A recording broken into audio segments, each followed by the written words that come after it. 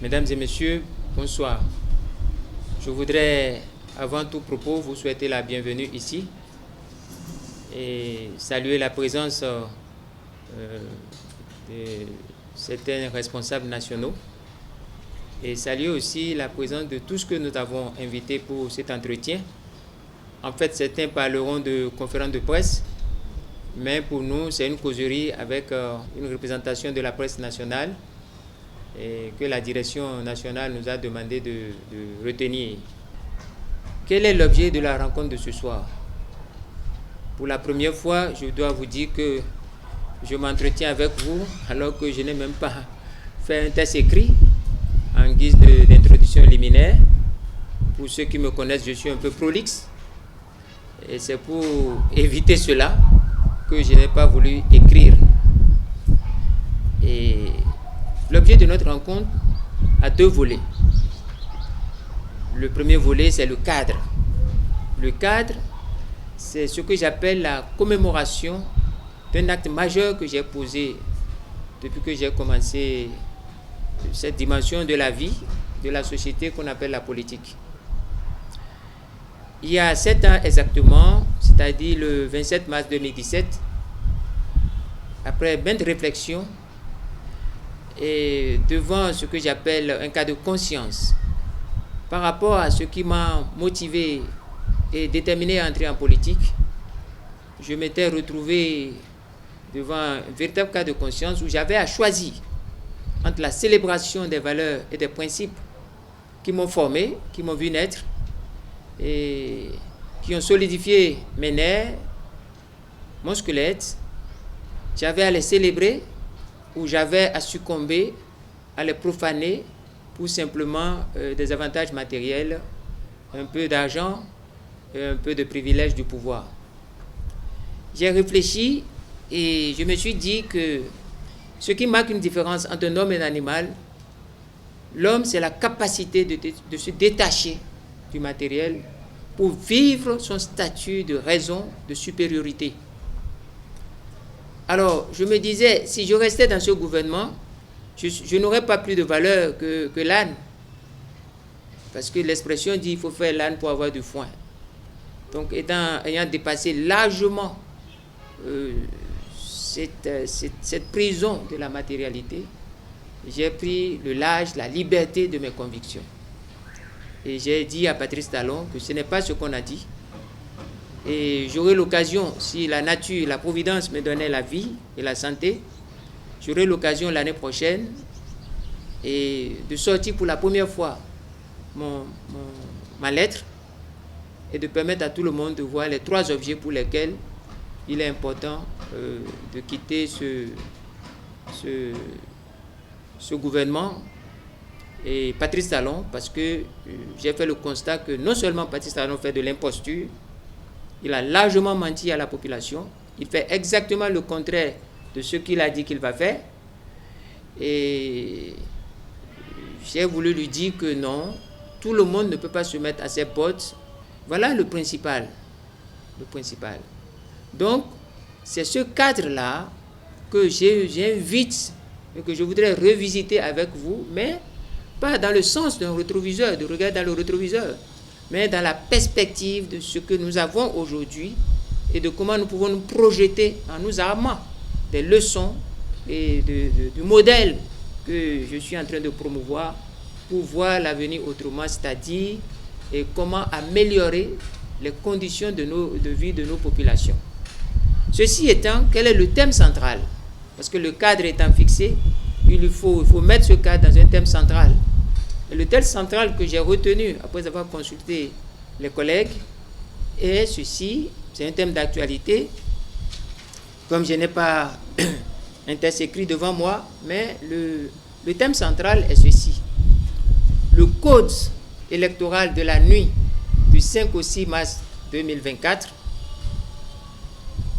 l'agenda électoral de 2026, en l'état actuel des lois et des structures électorales, il est impossible que le Bénin connaisse une alternance politique par la voie des urnes. Autrement dit, si nous prenons le code électoral qui a été imposé de manière par une dérive législative le 5 et le 6 mars 2024 passé, et si nous mettons en perspective ce code tel qu'il est, avec l'agenda politique de 2026, il est manifestement impossible de croire à une alternance politique par la voie des urnes. Ce n'est pas possible. C'est ça le thème central. Et au détour de ce thème, vous étant des journalistes, le sujet se voulant être un sujet d'actualité qui se projette dans le futur de notre pays, tant en ce qui concerne le Bénin stricto sensus, la sous-région et le plan international, vous avez la latitude de poser vos questions. Donc en réalité, c'est ce pourquoi nous nous sommes réunis ce soir. Il vous appartiendra de voir, à travers vos questions, ce qui vous intéresse, pour me permettre de vous dire en réalité, et pour le compte des populations, pourquoi il est impossible aujourd'hui de croire à une alternance politique par la voie des urnes. C'est totalement impossible. Comme moi je choisis, je vous donne un simple exemple. En attendant que vos questions ne m'amènent à aller dans plus de détails. Lorsque, par exemple, et c'est au hasard, on passe de 10% à 15% de parrainage, et que on pose la barre, l'obstacle de 15% de parrainage, à un moment précis où il n'y a plus de compétition pour tester la capacité ou l'incapacité de X ou Y parti politique pour pouvoir franchir ou ne pas franchir ces 15%, et qu'on fixe ça devant, alors que ce n'était pas prévu avant, vous voyez que nous sommes dans un cas de supercherie, de duperie. Parce que si on posait les 15% de barrière, et qu'en posant par exemple les 15% de barrière, il y avait devant une compétition pour pouvoir tester ceux qui peuvent franchir, ceux qui ne peuvent pas franchir, on pouvait comprendre qu'il y a peut-être une bonne volonté derrière. Mais parce qu'il n'y a plus de compétition, il n'y a plus d'épreuves pour vérifier qui est apte pour les 15%, qui n'est pas apte pour les 15%, mais qu'on a fixé ça pour pouvoir aller prendre part à l'échéance politique de 2026, vous voyez que nous sommes dans un cas qu'on appelle de l'escroquerie politique. D'autant plus qu'à l'étape actuelle, si nous prenons les populations à témoin et que nous disons que chaque élection est une photographie du sentiment populaire à un moment donné, alors il n'y a plus cette photographie. Mais que vaut l'UP aujourd'hui en termes de confiance populaire? Que vaut BR aujourd'hui en termes de confiance populaire? Et que vaut les démocrates en termes de confiance populaire? Que vaut Patrice Talon en termes de confiance populaire? Est-ce qu'il me vaut en termes de confiance populaire aujourd'hui? Non. Et personne ne peut dire que ce qu'il valait hier est valable aujourd'hui. Parce que l'électorat est fluctuant, le suffrage est fluctuant, dans la mesure où la politique est une affaire d'opinion. Et que l'opinion change en fonction des intérêts, de la confiance ou de la méfiance qu'on a. Nous venons de vivre un cas à l'étranger, où un président qui se croyait tout puissant, un premier ministre qui croyait déjà qu'il avait la porte, la clé du palais en main, du fait de la popularité entre griffes du président, a vu qu'il ne valait rien du tout.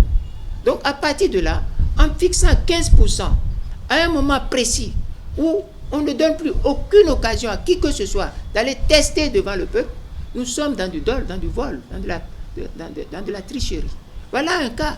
Il y a une multitude de cas qui montrent que 2026, il n'est pas possible de faire une alternance politique par voie électorale en 2026. Donc je vous donne cet exemple, je vous dis pourquoi nous sommes là, je vous ai situé le cadre, je vous donne la thématique centrale. Il vous appartient à vous, en tant que spécialiste de l'interrogation de l'homme politique, quelqu'un qui teste ce que vaut le discours politique, il vous appartient de poser des questions.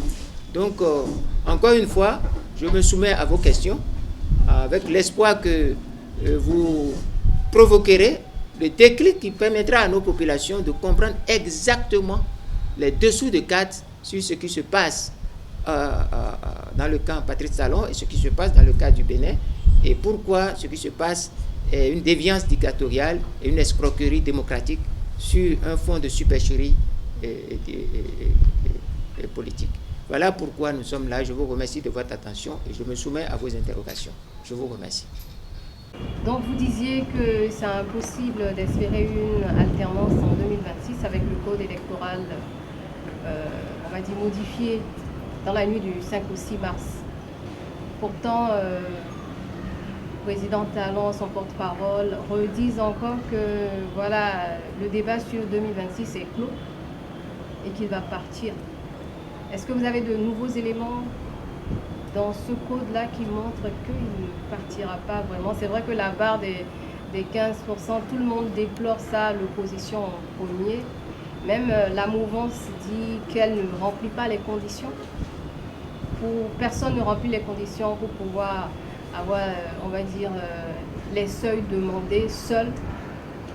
Est-ce que c'est vraiment ces indices-là qui vous emmènent à, on va dire, à tenir ces propos? Bien, dites-nous clairement les points nouveaux qui vous font penser à ça. Vous devez vous souvenir, madame, que le 17 décembre, dans le cadre de la célébration de la fête du parti Restaurer l'Espoir, qui a lieu tous les 7 décembre de chaque année depuis 2006, et j'ai répondu à une invitation dans votre radio. Je vous remercie du cadre de l'accueil. Et j'avais mis l'accent sur quelque chose le jour-là. Je vous disais que le plus gros problème que nous avons aujourd'hui, c'est le parrainage. Vous vous souvenez, madame? Et j'avais dit que le jeu autour du parrainage a été provoqué par un événement que je vais vous rappeler ici aujourd'hui. Et sur le parrainage, je vous ai dit que la Cour constitutionnelle a été invitée pour activer un mécanisme de faux arbitrage.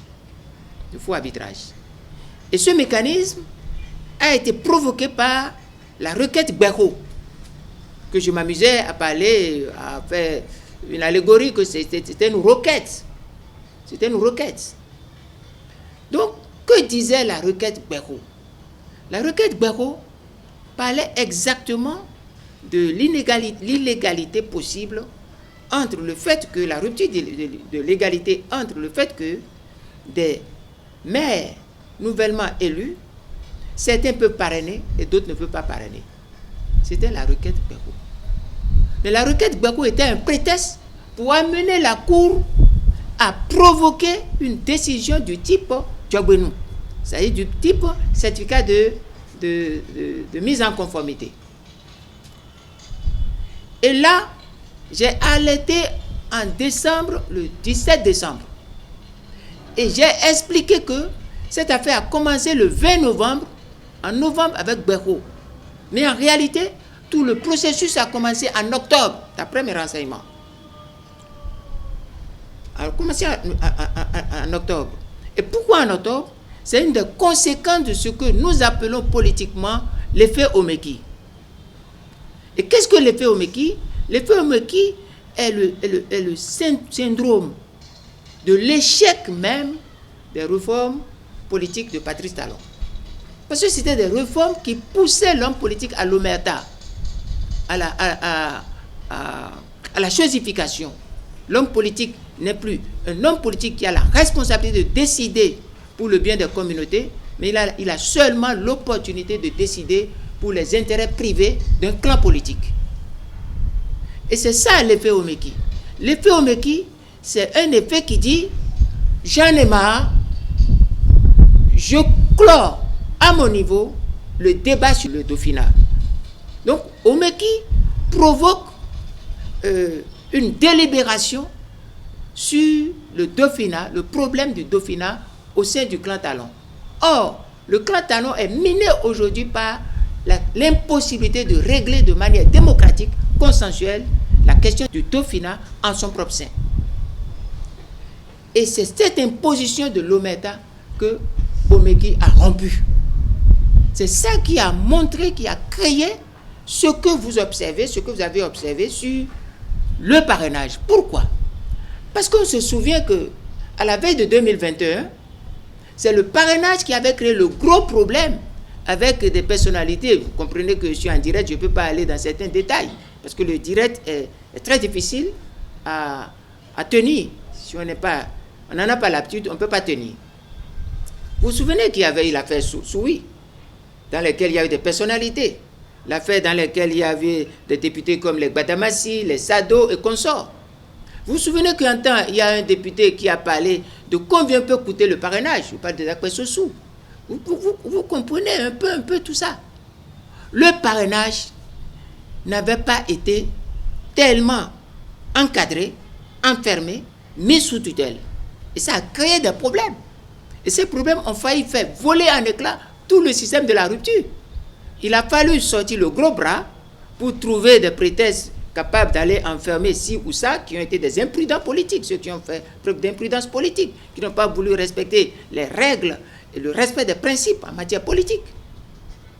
Le système en a profité pour leur poser des pots de bananes et ils se sont retrouvés là où vous savez. Donc ce parrainage-là revient. Et avec l'effet Omeki, le parrainage allait être hors contrôle du système Talon. Or, sans ce parrainage mis sous contrôle, le système Talon est fragilisé. Parce que la profession de foi de Patrice Talon, qui consiste à dire qu'il faut compétir sans concurrent, ne pourrait plus être valable. Vous vous souvenez que à la veille au cours d'une émission intitulée « Et moi président », Patrice Talon avait sorti une vision de la concurrence politique qui consistait à dire si vous n'avez pas de concurrent, vous avez beau être mauvais, vous serez réélu. Et comment compétir sans concurrent? Pour compétir sans concurrent, il faut mettre des obstacles qui empêchent, qui disqualifient, qui discriminent.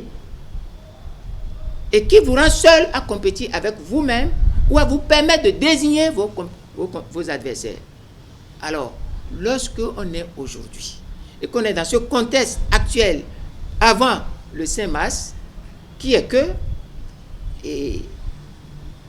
3 formations ou 4 formations possibles sont dans la fourchette possible de pouvoir parrainer. Or, le système Talon ne veut pas de concurrents. Donc, il faut aller mettre sous tutelle le parrainage. C'est pourquoi j'ai dit quand j'étais dans votre studio que le vrai problème était de soustraire le parrainage à la liberté des parrains potentiels et de confier ce parrainage, de mettre ça sous la tutelle des partis politiques, sinon des chefs de parti. Vous vous souvenez, c'est ce que j'avais dit le 17. Ça vous avait paru, vous avez dit, mais j'ai dit, attendez, vous allez voir. Ça peut passer par une révision, ça peut passer par l'effet Tchogbenou. Et au final, à la fin maintenant, qu'est-ce que vous voyez? Vous voyez exactement que c'est le parrainage qui a été ciblé. Et ce parrainage qui a été ciblé comment? Cette fois-ci, les parrains ne peuvent plus parrainer. Les parrains ne pourront parrainer qu'à partir de leur parti politique.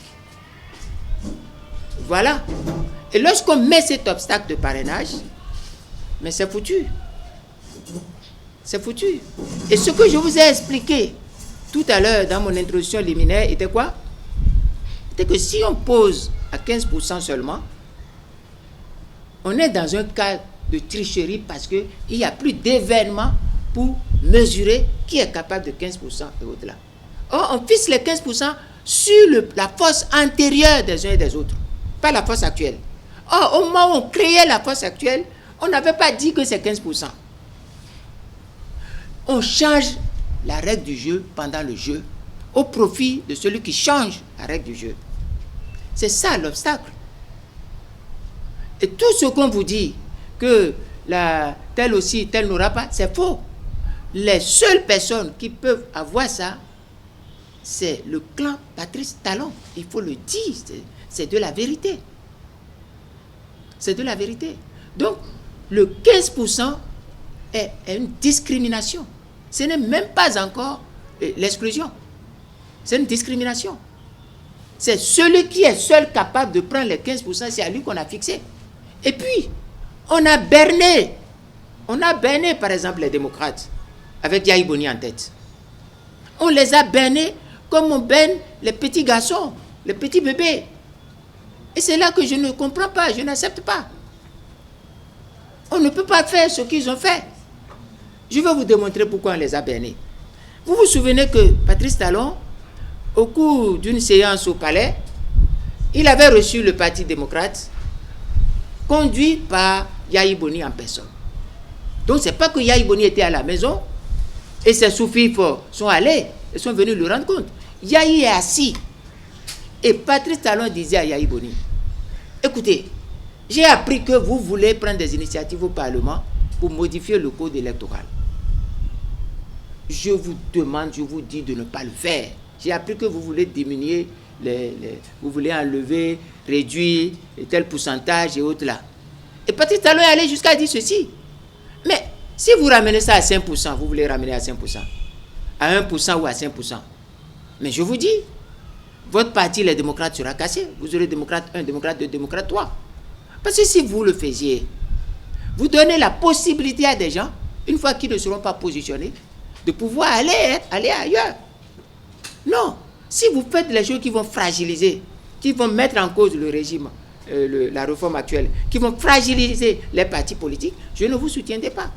Mais si vous faites des choses qui vont renforcer les partis politiques, de manière à ce qu'il y ait de gros partis politiques, au besoin même absorber les autres partis, mais moi je vais vous soutenir. Le Patrice Talon va plus loin ici. Et nous pourrons dire que c'est l'héritage que nous avons laissé. Je regardais le visage de Yahi Boni qui buvait, et je voyais un peu de gêne d'autres personnes que je ne veux pas dire, qui voyaient aussi leur destin, leur ambition politique complètement risquée. Je regardais, je voulais voir. Mais je ne voulais pas croire que Yahi Boni et les démocrates peuvent tomber dans ce piège. Mais lorsque j'ai vu plus tard Nourainou Attiadé introduit hors délai, hors procédure parlementaire et hors délai, et frauduleusement, je le dis, j'ai été député pour 5 mandats, j'ai été membre de la conférence des présidents, j'ai été président de groupe parlementaire, et je sais de quoi je parle. C'est hors procédure, la proposition de révision, de modification du code électoral de Nourainou Attiadé est hors procédure, hors délai et frauduleuse. Donc, personne ne peut, d'abord, politiquement, c'est une stratégie extrêmement bête. On n'utilise pas, on ne marche pas sur les traces, sur les pistes ouvertes par l'adversaire. L'adversaire ne peut pas ouvrir des pistes, vous allez marcher dedans. C'est le b.a.-ba des stratégies. Mais lorsqu'ils ont fait ça, j'ai mis ça en lecture avec ce que Talon avait recommandé. Et j'ai compris qu'il y a un accord secret qui permettrait à Yahi Boni et le parti Les Démocrates d'avoir le monopole de l'opposition, tout comme Patrice Talon a le monopole de la mouvance. Et ils ont été attirés dans le trou par cette offre alléchante, en oubliant que dans aucun pays du monde et dans aucun traité ou mécanisme règle de la nature, le prédateur ne peut conseiller utilement pour la proie, la stratégie assure par la proie. Or, dans ce schéma, Patrice Talon est le prédateur des libertés. Et les autres se mettent dans une position entre griffes de défenseurs de liberté, mais ils suivent la proposition de Talon. Que s'est-il passé?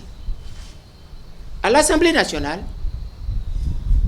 on a accepté leur proposition, malgré que ce soit hors délai, hors procédure.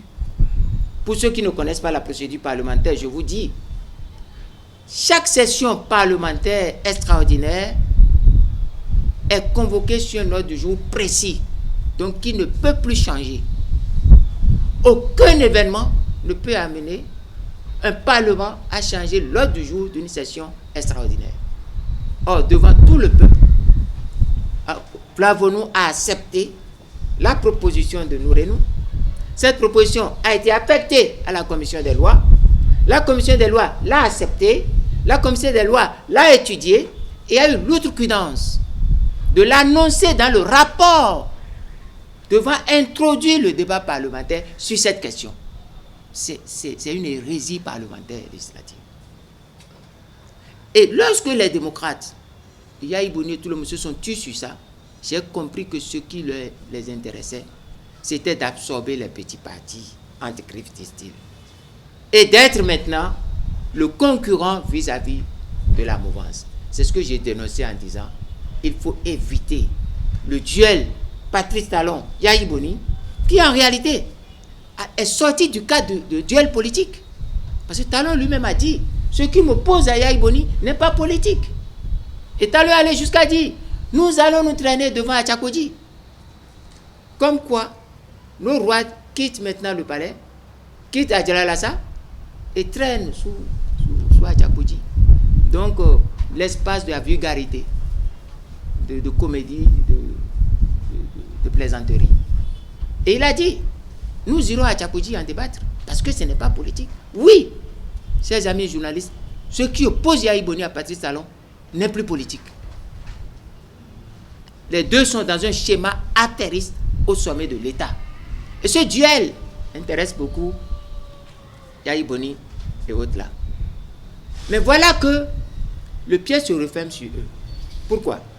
Vous allez voir un homme qui est au Parlement, que je connaissais, avec qui j'ai fait un chemin en politique, M. Aranvoye Blanc. Moi, je donnerai le nom de chacun, parce que ce que je dis est argumenté. Aranvoye Blanc dit ceci. Mais parce que vous n'avez pas voté la révision, la proposition de révision de loi de Seibou, vous allez regretter. Et il menaçait une représaille. Et il dit, au cours d'une émission, je l'ai suivi avec indignation, il dit, celui qui peut plus. Mais c'est faux. Ça ne se passe nulle part. On va être tori. Donc un peu fond. Et chez les fonds, on dit, qui ne peut pas soulever le canari, ne peut pas soulever la jarre. Et m'a saisi zéa et nos égbéens. Alors il m'a dit zéa nos égbéens. Celui qui ne veut pas soulever le canari ne peut pas soulever la jarre. Mais voilà que devant tout le monde, Aranvoye Blanc dit ceci. Moi, Aranvoye Blanc, qui peut plus. Parce que les démocrates ont dit qu'ils peuvent passer de 10% à 5%. Nous pensons qu'ils peuvent passer de 10% à 15%. Et ils visent 15%.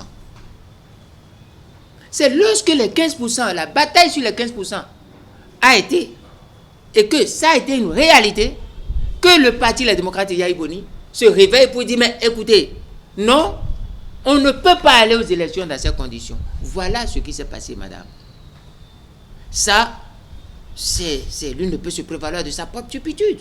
On nous a tous appris que sous l'appât fumant, le rôle du stratège est de voir que sous l'appât fumant, il peut y avoir un hameçon.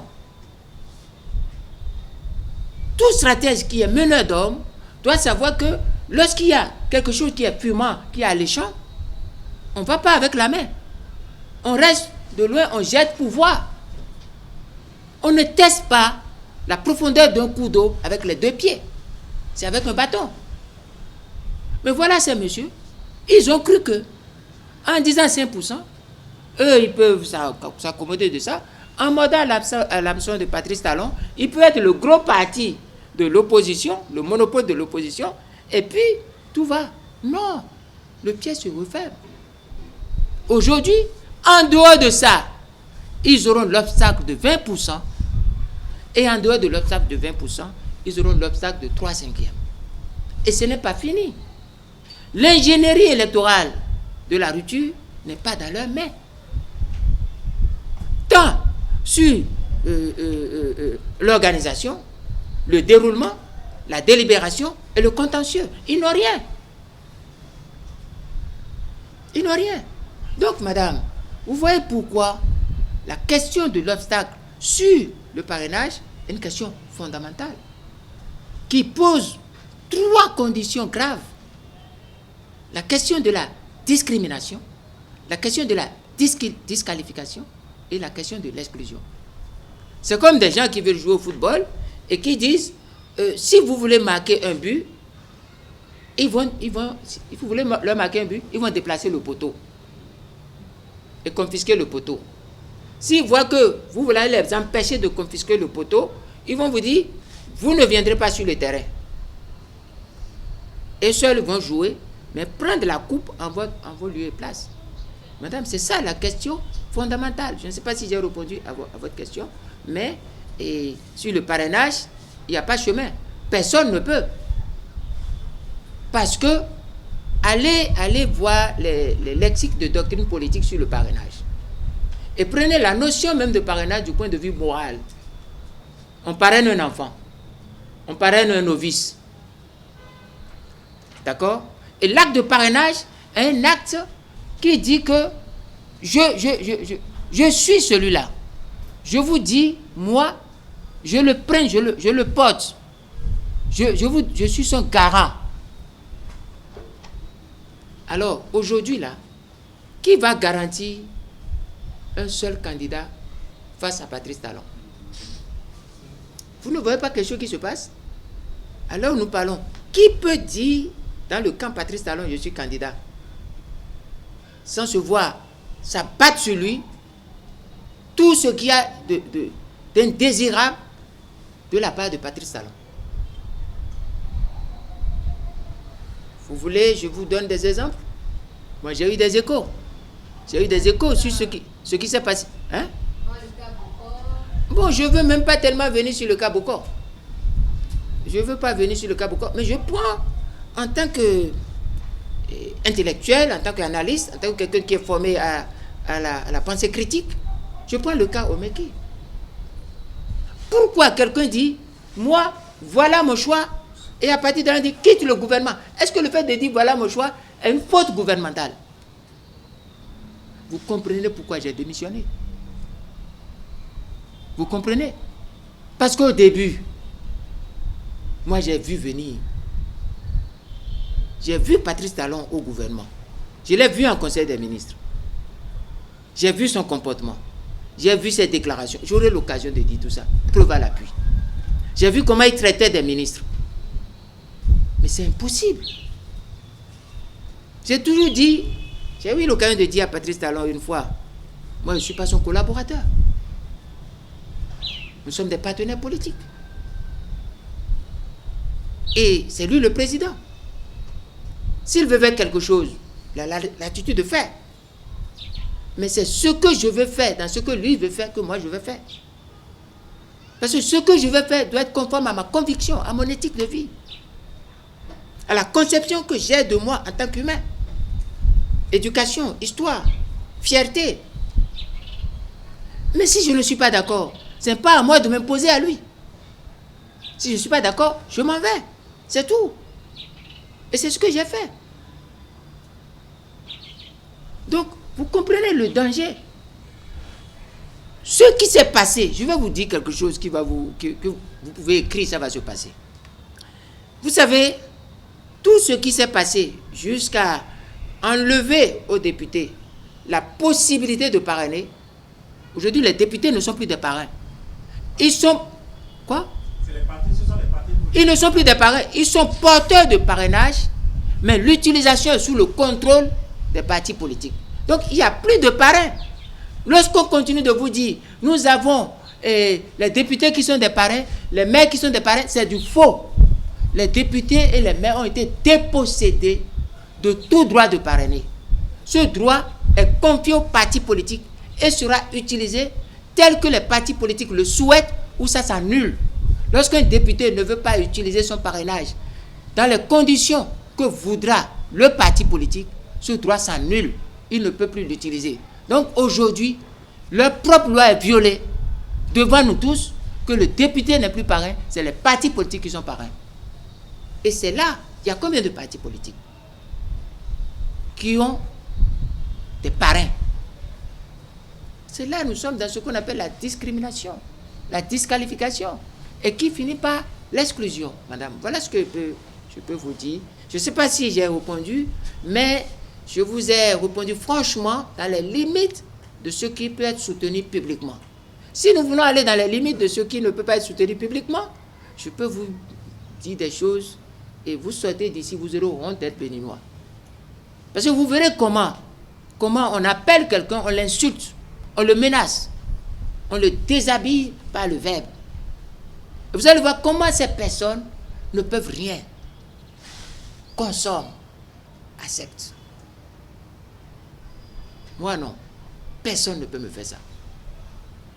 Parce que je prends ma souveraineté, ma légitimité au sein du peuple. Ma légitimité à moi, je la tire du peuple, de mon éducation, des valeurs, des principes que je défends. Personne ne peut m'arracher cela par les privilèges du pouvoir, quelques strapontins ou par des démonstrations. Et puis il y a autre chose, hein. C'est pas parce qu'on est élu président qu'on est encyclopédiste. Pas du tout. Les Grecs ont réglé cette question. C'est pas parce que Patrice Talon est élu président qu'il devient l'Aristote du Bénin. Non, pas du tout. La preuve, s'il était si aristotélicien, il n'allait pas mettre des statues, aller faire photo devant, et quelques jours après, alors que j'ai dit que ce n'est pas là, on déplace la statue, on remet ça à un carrefour, le statut va encore quitter là. Soit par lui-même, soit nous, on va enlever ça de là. C'est une aliénation identitaire, une escroquerie touristique et un non-sens historique. Voilà, j'ai répondu à votre question en débordant un peu sur des choses. S'il y a d'autres questions, voilà. 2016 au Bénin, au vu de ce code électoral et de tout ce que vous venez de dire, de démontrer, peut-on aller aux élections face à Patrice Talon, où son appareil, son système est gagné? J'imagine votre réponse parce que dans vos sorties précédentes, vous avez déjà à peu près répondu. Mais alors, comme le dit votre thème, il est impossible de gagner les élections générales de 2026 avec ce code électoral. Alors, qu'est-ce que vous préconisez aux Béninois, aux acteurs politiques béninois et aux Béninois en général? Vous savez, en 2020, j'ai écrit une déclaration au nom de la résistance nationale. En tant que coordonnateur national de la résistance nationale, j'ai écrit une déclaration que j'ai publiée le 9 juillet 2020 sur ma page Facebook. Le président Soglo a lu la déclaration. Une fois qu'il a lu cette déclaration, il m'a appelé. Il m'a dit, monsieur Azanaï, et je voudrais vous offrir une bouteille de champagne. J'ai dit, bon, je ne bois pas, je ne bois plus. Je buvais quand j'étais jeune, mais je ne bois pas. Je n'ai plus de ces délices, c'est fini. Et il m'a félicité et il m'a dit, il faut élever cette déclaration au rang de manifeste de la résistance. Donc, de cette déclaration, Nicéphore Soglo demande d'élever ça au statut de manifeste. Qu'est-ce qui était dedans? Il était dedans ceci. Je me rappelle. Il n'est pas bon de commander au dictateur l'autorisation pour aller aux élections contre lui. Il n'est pas bon de ne réagir qu'au segment de lutte ouvert par le dictateur. Et il n'est pas bon de croire qu'il faut candidater contre un dictateur efficacement avec les lois du dictateur, les structures du dictateur. Et plus loin, j'ai écrit dedans. Est-ce que tous les dégâts provoqués par Patrice Talon, est-ce qu'on a déjà réglé ça? Les lois liberticides, les assassinats, les tueries, les exilés, tout ce qui est fait. Est-ce que nous avons réglé ça? Ou est-ce que nous avons réglé ça pour que vous prétendiez aller aux élections avec lui? Et j'ai dit dedans, ceux qui, dans de telles conditions, décident d'aller aux élections avec un dictateur sont des gens de trois catégories. Soit c'est des naïfs qui ne comprennent rien à la politique. On peut concevoir qu'on est naïf, qu'on ne connaît pas. On peut pécher par ignorance. On peut fauter par ignorance. Ça se comprend, ça se corrige. Il y a ces cas-là. Mais les deux autres cas, soit c'est des complices, soit c'est des gens perfides, mafieux, plus cruels que le dictateur. Et j'ai dit que ces trois types d'individus, quel est leur sort? Leur sort, c'est soit la prison, soit l'exil, soit le cimetière. ou soit la résignation, l'abdication. Est-ce que ça a raté?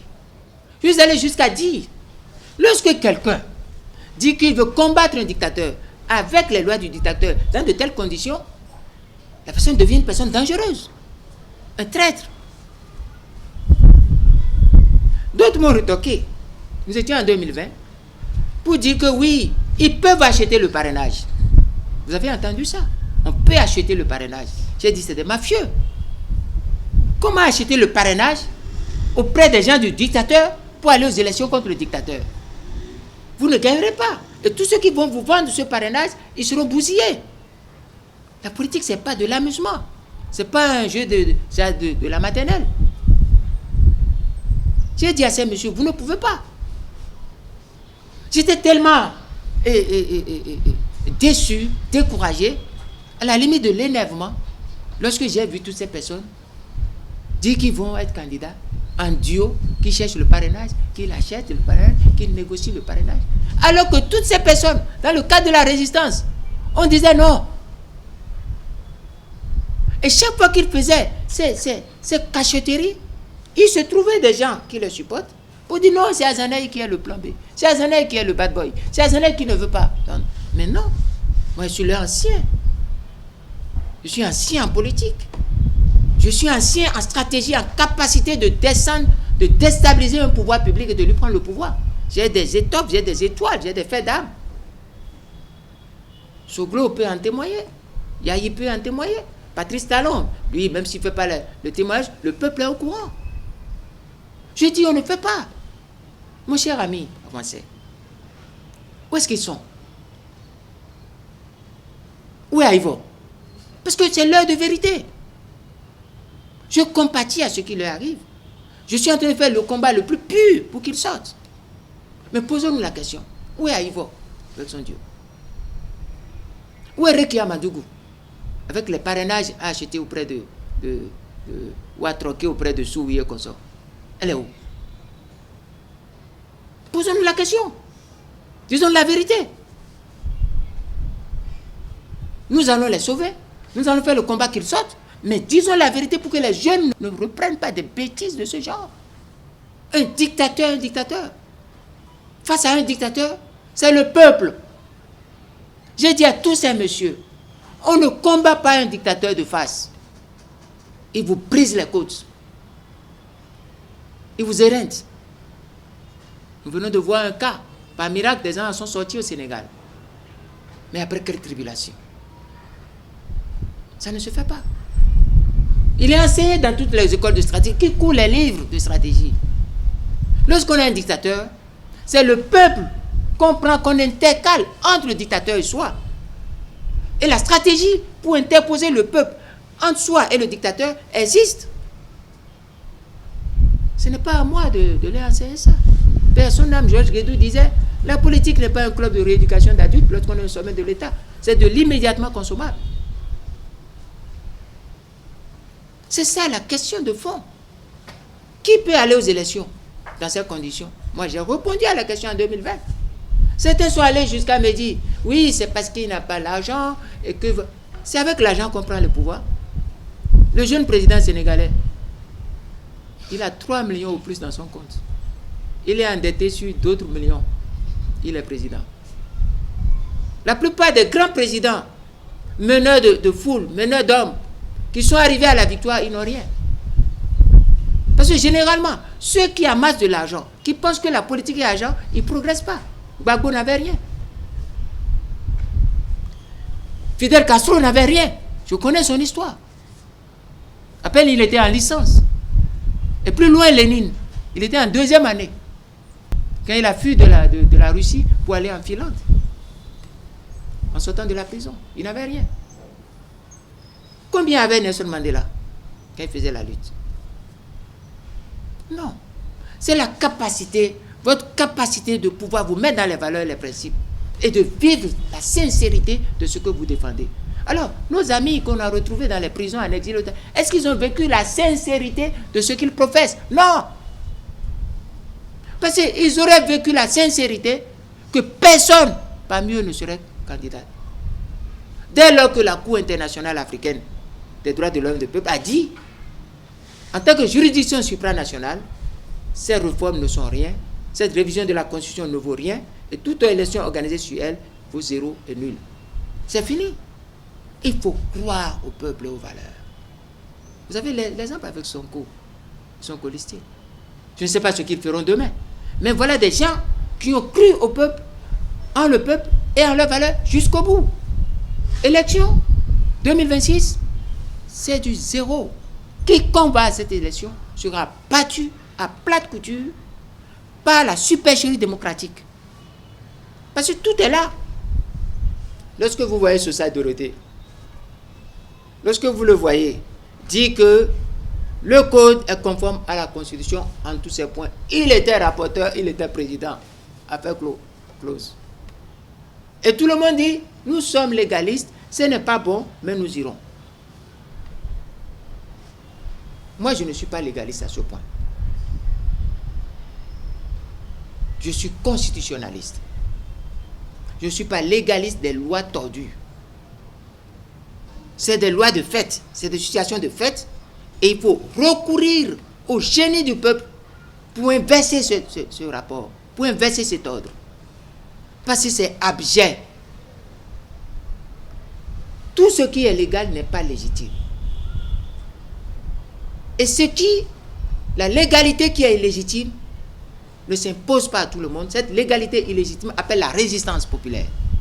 Lorsqu'une légalité est illégitime, elle appelle automatiquement la résistance lorsqu'elle enfreint aux principes et aux valeurs universelles. La loi, ce n'est pas la loi du dictateur.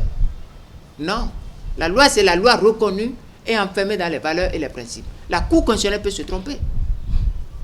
On a vu plusieurs coups. Vous qui couvrez beaucoup d'événements électoraux, vous avez vu des coups en Afrique qui ont dit et qui se sont dédits et qui ont continué et qui ont été balayés et avec leurs protecteurs. Alpha Condé a été balayé avec tout cela. Récemment, celui qui a fait venir des gendarmes pour sortir les gens du Parlement, il est où maintenant? C'est lui qui fait des litanies d'apaisement aujourd'hui. Lui aujourd'hui, il cite comment on peut apaiser, comment il est ci, comment il est ça. J'attends ce que les deux jeunes là vont faire.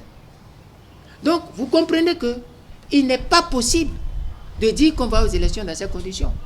Même au niveau de l'UP et du BR, je l'ai démontré quand j'étais avec les femmes il y a quelques jours, le 21. Prenez le BR. Ils ne peuvent rien faire. Ce qu'ils disent primaire, c'est truqué d'avance. Prenez l'UP. L'UP aussi ne peut rien. J'ai dit il y a le 21, j'ai dit le silence, votre silence ne vous sera d'aucune utilité. Vous qui vivez ces choses, qui gardez le silence, ça ne vous sera d'aucune utilité, d'aucun secours. C'est maintenant qu'il faut parler. C'est maintenant qu'il faut agir. C'est maintenant qu'il faut quitter. C'est maintenant. Et aujourd'hui, je célèbre, je remets, j'invite la capacité de démissionner, la beauté et la vertu, la puissance qu'a une démission. C'est aujourd'hui qu'il doit y avoir des démissions collectives de ces formations. C'est ça. Ils ne peuvent rien. Je ne sais pas si j'ai répondu. À la dernière question que vous avez évoquée, comment faire? Que faire? Écoutez, le que faire, je sais le que faire. Mais le que faire ici étant très stratégique, il me sera difficile de dire exactement, détail pour détail, ce qu'il faut faire. Mais la seule chose qu'il faut faire, c'est de quitter d'abord. Il faut que les gens quittent massivement l'UP, les gens quittent massivement le BR, les gens quittent massivement les démocrates. Parce que le cas des démocrates, les gens doivent savoir que Yahi les mène dans un gouffre. Vous voyez, quand Yahi a fini, quand les démocrates ils ont fini, quand ils ont joué à tout le jeu, et quand les autres leur ont montré ce qu'est la politique, ils disent maintenant, les rois n'ont qu'à venir au secours. Quand ils voulaient faire la modification de Nouréni, ils ont vu les rois. Est-ce qu'ils n'étaient pas contents que les autres partis les rejoignent? Moi, j'ai vu ces messieurs, quand j'ai vu Ougoupe avec FCBE aller s'asseoir à leur côté, j'ai beaucoup rire. Ce n'est pas comme ça qu'on fait la politique. Ils ne peuvent pas aller s'asseoir comme ça. Ils doivent expliquer au peuple pourquoi ils sont obligés de s'asseoir comme ça. Lorsqu'on s'est comporté comme ils se sont comportés, il faut 3 choses. Le règlement moral, le solde social et l'entente politique. Et toutes ces 3 choses-là doivent faire l'objet de documents présentés aux populations. Les populations ne sont pas des gens qu'on va emballer, déballer au gré des intérêts. Si par exemple, lorsqu'on a fait le code, si on avait mis ça au 5%, les démocrates n'avaient pas réagi. Puisqu'ils avaient demandé 5%. Et alors, les autres partis, tous les autres partis, lorsque la Constitution dit que les partis politiques concourent à l'expression du suffrage, autrement dit, tout parti politique doit concourir à l'expression du suffrage. Aucune disposition ne peut les exclure, ni les discriminer, ni les disqualifier. La loi peut être falsifiée, votée de toutes les manières. Cette loi s'arrangera pour qu'aucun parti politique ne soit exclu de la compétition du suffrage. Puisque c'est ça, les partis politiques concourent à l'expression du suffrage. Point. Avant de dire, la loi fixe les conditions. Donc la loi doit fixer les conditions sans les exclure, sans les discriminer, sans les disqualifier. Voilà ce que je voulais vous dire. Vous leviez le oui. Vous avez vous-même dit que face à un tel schéma, il faut une interposition du peuple entre le dictateur et ceux qui le combattent. Alors, et vous avez donné le cas du Sénégal. On répond à ceux qui donnent cette réponse que le peuple sénégalais n'est pas le peuple béninois. On met souvent en cause face à des recettes du genre le type de peuple que nous avons, un peuple, passez-moi l'expression, receleur, un peuple qui ne vit que de ce qu'on peut aller, il ne demande pas la nature de ce qu'on lui amène, c'est l'argent, rien que l'argent. Il n'y a que ça qui détermine le peuple. Qu'est-ce que vous répondez? Non, je ne suis pas d'accord. Vous savez, tous les peuples sont les mêmes.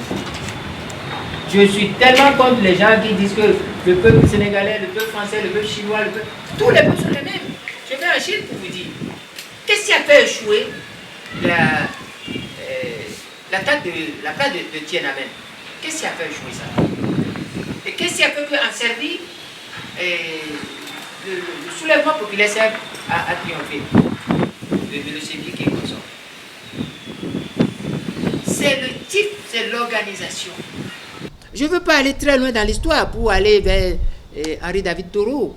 Je ne veux pas aller vers l'autre que je suis en train d'oublier le nom. Mais il y a tellement d'auteurs qui ont parlé de comment organiser une résistance pacifique, même lorsqu'on est esselé sans aucun moyen. C'est l'organisation. La plainte Tiananmen, il n'y avait pas une organisation derrière. Lorsque le pouvoir chinois l'a maté, c'est fini. Vous avez entendu encore de soulèvement?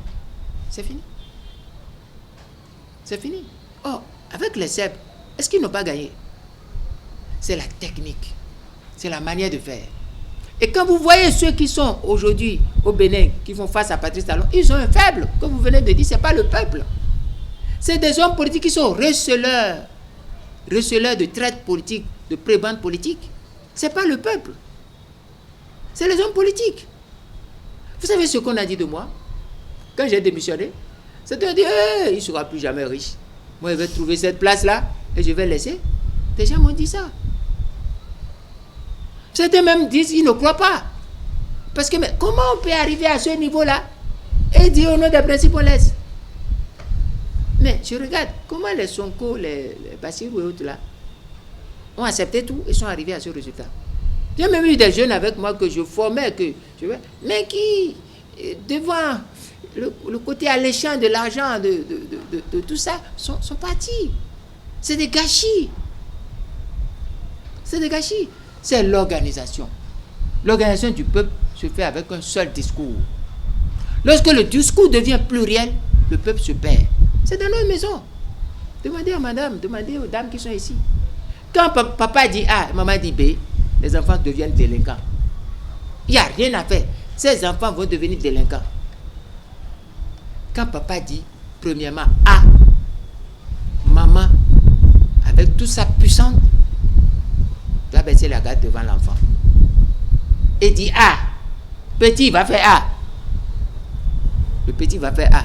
Quand elle sera en chambre, dans la chambre avec papa, elle va dire, mais papa, c'était pas bon. Mais comment on va rattraper? Et ensemble, on envoie quelqu'un d'autre aller rattraper. C'est ça. Mais si jamais, au moins papa disait A, maman disait B, c'est foutu. C'est la même chose pour le peuple. Lorsque moi, en tant que leader, je disais voilà ce qu'il va faire, qu'est-ce que disait Yahya Boni? Quand moi je disais voilà ce qu'on va faire, qu'est-ce que disait Aïvo? Quand je disais voilà ce qu'on va faire, qu'est-ce que disait Rukia Madougou? Qu'est-ce que disait Koudé? Qu'est-ce que disait chacun? Et ça, le peuple, dont chaque composante se retrouvait derrière chaque leader, est perdu. Ce peuple ne sait plus ce qu'il va faire. Ce peuple attend. Il ne faut jamais dire que c'est ce peuple qui est le mal. Le mal, c'est nous, les leaders. Nous devons arriver à nous entendre. La preuve, Koudé Valentin était questeur. Toutes les réformes de Patrice Talon à l'Assemblée nationale, il a voté tout. Il a voté tout. Ce Koudé-là, c'est lui qui est devenu le président du Front pour la restauration de la démocratie. Et chose curieuse, le parti Les Démocrates, qui était contre, se met dans ce front. Joël Aïvo, qui combattait, se met dans ce front. Dirigé par quelqu'un qui a voté toutes les réformes de Patrice Talon. Vous condamnez quel peuple? Ce n'est pas le peuple. Et les leaders comme moi, nous qui avons dit, mais ce n'est pas possible, faites une clarification. Koudé doit faire une déclaration de démarcation officielle pour pouvoir situer le peuple. On dit non. Il dit ça parce qu'il est plan B de Talon. Des bêtises de ce genre. Ça amène où? Koudé est où maintenant? Il est où? Pendant qu'il est là, les autres sont où? Je vais suivre ça là. Moi? Oh. C'est pour ça qu'on me peint en noir en tout. Non. Nous sommes restés constants, obstinés, permanents, parce que nous savons que tôt ou tard, tout le monde découvrira où on va. Parce que ça ne se fait pas. Ça ne se fait pas. Regardez, aujourd'hui, je vais vous dire quelque chose qui va vous faire marrer. Non, qui va faire mal. Regardez la position de Koundété. Regardez sa position dans ce système. Et lisez les déclarations, les comportements par rapport à comment les démocrates voulaient être positionnés, c'est-à-dire voulaient être candidats au sein du Front. Et quand le Front n'a pas choisi le candidat des démocrates et a préféré Aïvo et Moïse Kérékou, les démocrates ont quitté le Front pour aller où? Pour aller être candidats. Mais lorsque les démocrates sont candidats, est-ce qu'ils ont choisi Koundété? Non. Ils ont choisi Rekia et Djibo. Vous voyez ce Koundété là? Vous voyez son discours aujourd'hui? Son discours. Croyez-vous que si Aïvo et Rukia Madougou étaient amnistiés et libres, vous croyez que beaucoup seront heureux dans les démocrates par rapport à leur ambition, à leur avenir politique, par rapport à 2026? Ne voyez-vous pas avec quel empressement ces personnes disent non, le code est comme ça, mais nous irons aux élections 2026, nous allons gagner, on va libérer Aïvo, on va libérer Rukia. Mon œil, ils ne gagneront rien. Vous savez, le cynisme et la froideur avec lesquels les gens s'amusent avec le sort des exilés, la condition carcérale des détenus, les victimes, comment on spécule, on vend ça comme de la matière politique de spéculation, c'est triste. Il faut que les gens sortent de ce schéma. Les gens doivent sortir de ce schéma. Moi, mon discours sera un discours franc, direct. Ce n'est pas un discours vindicatif. Je ne suis contre personne. Mais je suis prêt que, lorsque nous voulons parler du peuple et de l'intérêt général, nous devons être francs sur les principes et les valeurs. être constant. C'est cette constante qui va déstabiliser Talon.